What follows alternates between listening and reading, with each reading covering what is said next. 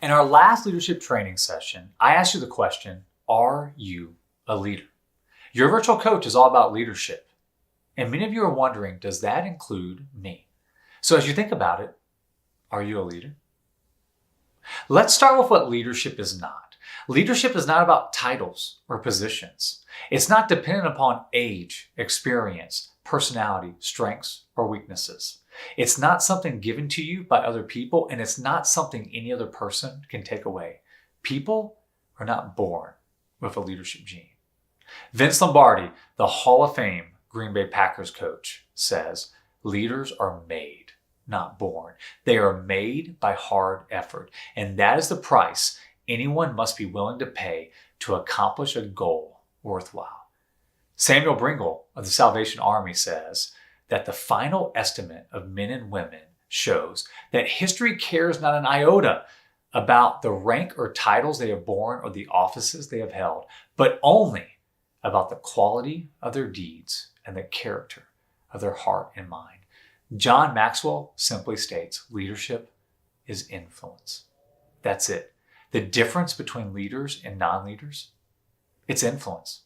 Notice how I didn't say the potential to influence. We all have the potential to influence. We all have the potential to be leaders. But leaders are the ones that take that potential and move it to actually influencing others. So let's look at that word influence. Immediately, many of you are thinking the negative connotation, right? You're thinking about someone being under the influence of alcohol or a controlled substance. Or you think about a person who has used their authority to influence others for selfish gain. Well, you see, the definition of influence is to exert a compelling force. It's the power or ability to move something or someone. Influence, it's amoral. It's all about the motivation behind your influence.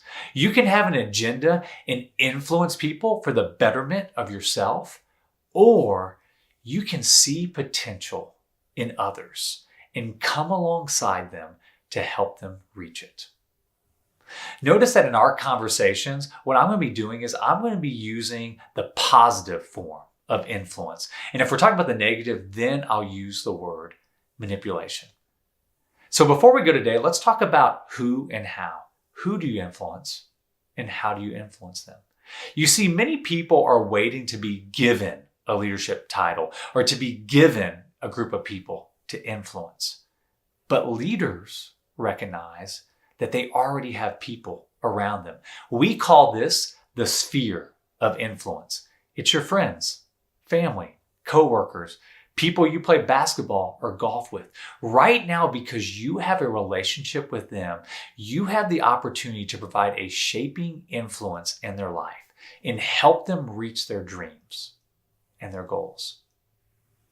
Now, many of you are thinking, well, how do I influence them?